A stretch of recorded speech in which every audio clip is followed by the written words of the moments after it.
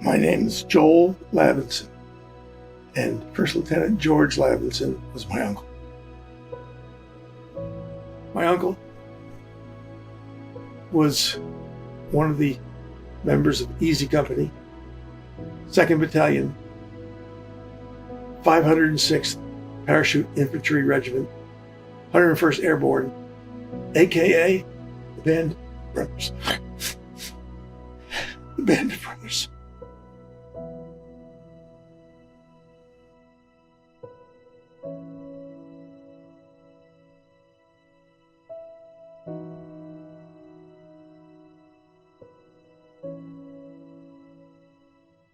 They looked where they thought he went down in the ocean, right off of Greenland. And they had Coast Guard boats and specialized Navy boats looking for weeks, looking for any sign. I think they may have found a raft,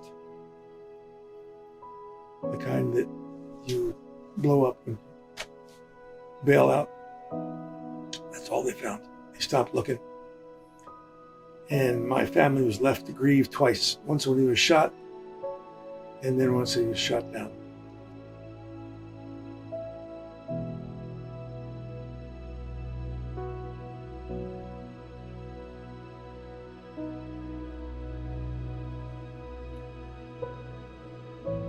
Not having a grave to go to mourn, to stand at and talk to my uncle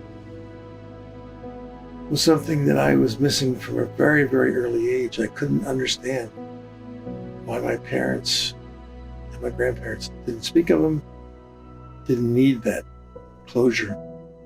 I felt like I needed it. I did not understand it. Why it was such an empty feeling to not discuss him at the dinner table at Thanksgiving and Easter and Christmas and holidays. No mention. It was an absence. I could feel it. We never had a place to grieve. We never had a place to stand and say, here lies my family.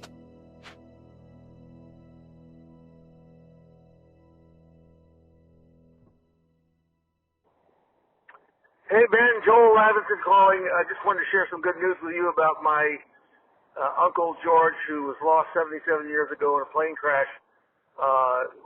Medevacuing him from Europe back to America, and they just found his plane. So we got the Pentagon alerted, and hopefully they're going to go look for him and bring him back. Just want to let you know, great news. Hope things are going well for you. Bye-bye.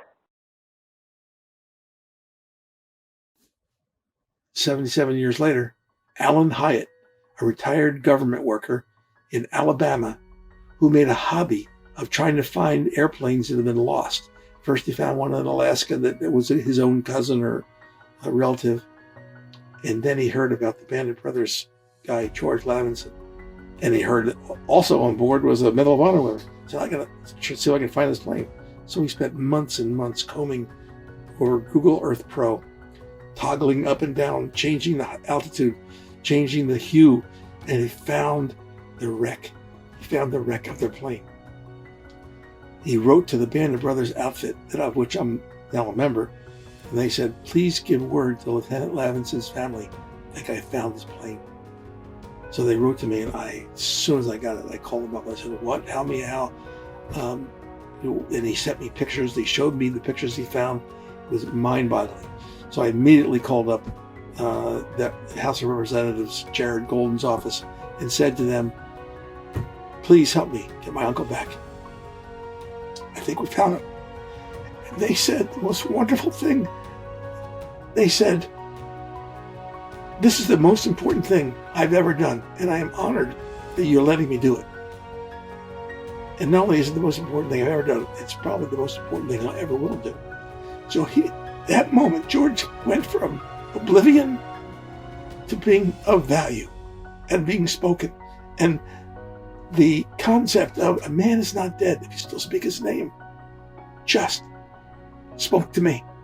So that's what I've been doing. That moment that Jared Golden's office said this is the most important thing they can do changed him in the status of eternity, from being nobody to being somebody.